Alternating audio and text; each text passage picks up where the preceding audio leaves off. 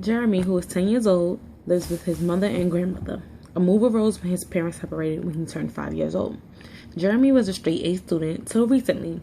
His teacher conferenced his mother and reported that Jeremy is in danger of failing and getting left back a grade. Jeremy is often caught daydreaming, looking out the classroom window, and doesn't finish his classwork. When asked, Jeremy states that the other children in his class are smarter than he is. He loves baseball and was an active member of his Boy Scout troop. Now he seldom attends Boy Scout meetings or plays baseball.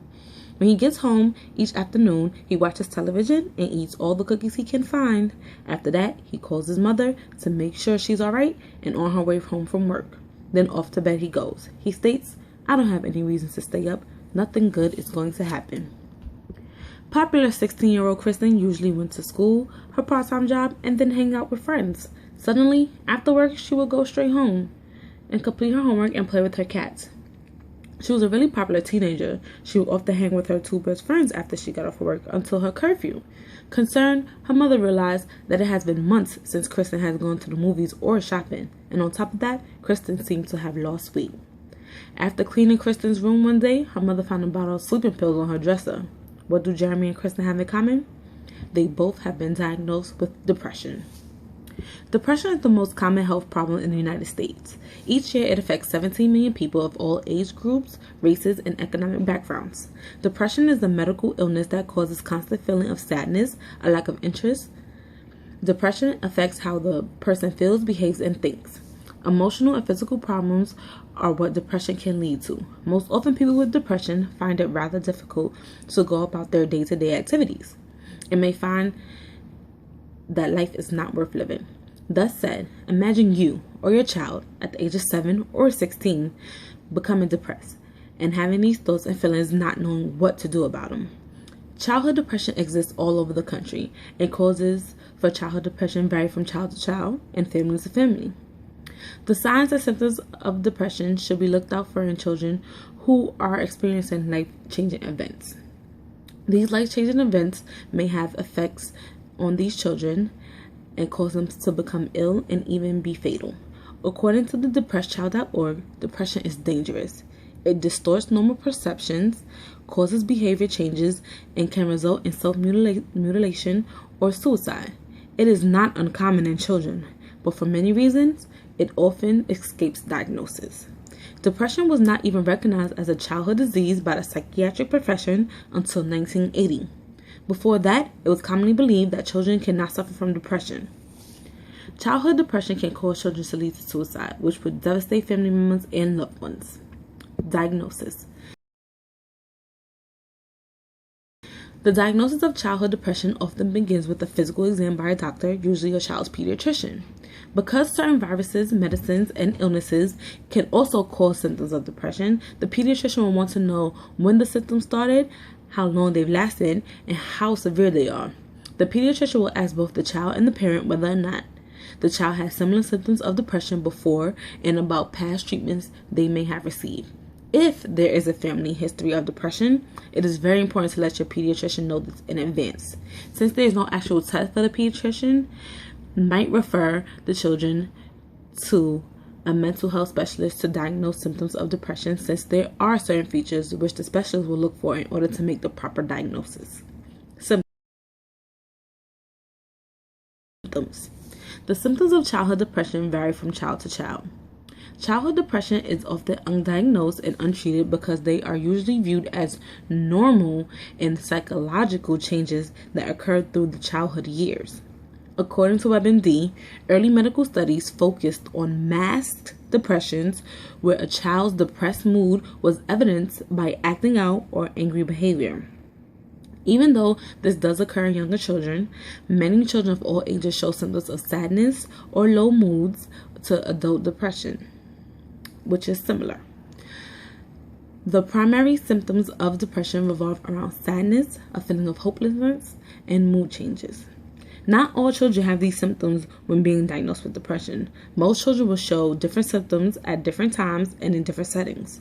Some children continue to go about their day-to-day activities when being diagnosed with depression, but most children with significant depression tend to have noticeable changes in social activities, academic performance, and change in appearance. Some children also may become substance abusers, turning to alcohol and drugs, especially if they're over the age of 12. Causes and effects. The causes of childhood depression also vary from child to child. As in adults, depression in children can be caused by any combination of factors that can relate to physical health, life events, and family history. Depression is not a passing mood, nor is it a condition that will go away without proper treatment, according to WebMD. Divorce is one life event that causes childhood depression. The break of a marital bond concerns not only the partner, but also the children. Therefore, according to Dr. Waterick, it is important to pay attention to the consequences of divorce on children in both the short and long terms.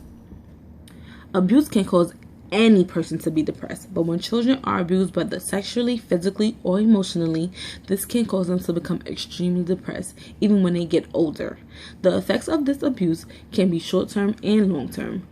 Almost 1/4, equaling to 21%, of female patients in community health centers are depressed and have childhood sexual abuse history, according to Dr. Court.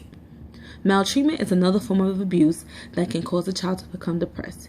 Each year, an estimated 3 million children are referred to Child Protective Services for alleged maltreatment, and 1/4 of these referrals, equaling 750,000, are substantiated, according to Dr. Grote. Death of a family member is also a contributing factor to childhood depression, especially if it's a death of a parent or sibling. Children under the age of 7 don't understand the passing of a loved one often, but those over the age of 7 do understand, and this can cause these children to become depressed. Children who have lost a close relative tend to shut down and become socially withdrawn from others, which are symptoms of depression. Treatment. The mean age of onset for childhood depression is 14.9 years old, but some children can develop it as early as age 3, according to Dr. Liu. Treating children with depression is very similar to treating adults with depression. Treatment for childhood depression includes psychotherapy and medications, just like treatment for adults. The difference in treatment for childhood depression and adult depression is the role the family and the children's environment play in the treatment process. A child doctor may consider psychotherapy first and then refer to antidepressants as an additional option if psychotherapy isn't showing adequate improvement. WebMD states the best studies to date indicate that a combination of psychotherapy and medication is the most effective at treating depression in children. During psychotherapy, children with depression talk to a licensed and trained mental health care professional who helps them work through factors that may be causing their depression, understanding behaviors, emotions, and ideas to contribute to their depression. Antidepressants are medications that are used to treat depression in both adults and children. Studies show that the antidepressant Prozac is effective in treating depression in children and teens. The drug is officially recognized by the FDA for treatment in children from 8 to 18 years old with depression, according to WebMD. For children, it is important to talk to your parents every day. Your parents may make the time to talk to you. If you express the urgency and importance, they will listen. According to betterlife.org, if you have feelings that you don't understand, tell your parents. You don't know many things that are going to come when you grow. There are chemicals in your body called hormones. They will sometimes create confusion in your mind and what's going on with your body and your mind. Your parents went through these same changes, and they do understand. They really can't help if you just ask them to. For parents, most parents think that it's their duty to make sure that their child are happy and remain happy. For the most part, this is true, but depressed children need some sort of different affection. When you realize that your child is depressed, ask yourself the famous question. You probably ask yourself the famous question: what did I do wrong? Thus, blaming yourself for your child's unhappiness. You may feel guilty because you're trying your hardest to bring happiness back into your child's life, but nothing seems to be working. You may think that you're the cause for your child's depression, but this isn't true. As a parent, it is important to refrain from struggling with guilt, frustration, or anger when your child is depressed. If this is the case, you yourself should consider counseling. In the long run, this can only help both you and your child. According to kidshealth.org, there are 5 ways you can help your child overcome depression. First, make sure your child takes any prescribed medication. Encourage healthy eating. Second, make sure your child stays active. Physical activity has been shown to help alleviate some symptoms of depression. Third, offer your child love and support and remind your child that you're there and want to hear what he or she has to say, even if it isn't pleasant. Fourth, accept the situation and never tell your child, snap out of it. Remind yourself that this isn't laziness that's causing your child's inability to get out of bed, complete chores, or do homework. He or she simply does not have the desire or energy. Lastly, watch for warning signs and make sure the prescribed treatment is followed precisely, whether it's medication, therapy, or both. As a parent, it is sometimes easier to deny that your child is diagnosed with depression. According to kidshealth.org, as many as 1 in every 33 children may have depression. In teens, that number may be as high as 1 in 8. So it's wise for parents and caregivers to learn about depression and how to help if your child or a child you know seems depressed. Depression occurs in 1% of preschoolers, 2% of school-age children, and 5 to 8% of adolescents, although prevalent rates appear to be increasing from generation to generation with earlier onset ages, according to Dr. Liu. These children are diagnosed with depression because of traumatic life events, and they often have these events stored in their memories years later. As in adults, depression may occur again later in life. Depression occurs at the same time of physical illness. And because studies have shown that depression may precede more serious mental illness later in life, diagnosis, early treatment, and close monitoring are crucial, according to WebMD. Constant monitoring in children and continuance of therapy are very useful tips for making sure children are being well treated for depression in order to get rid of the depression disorder.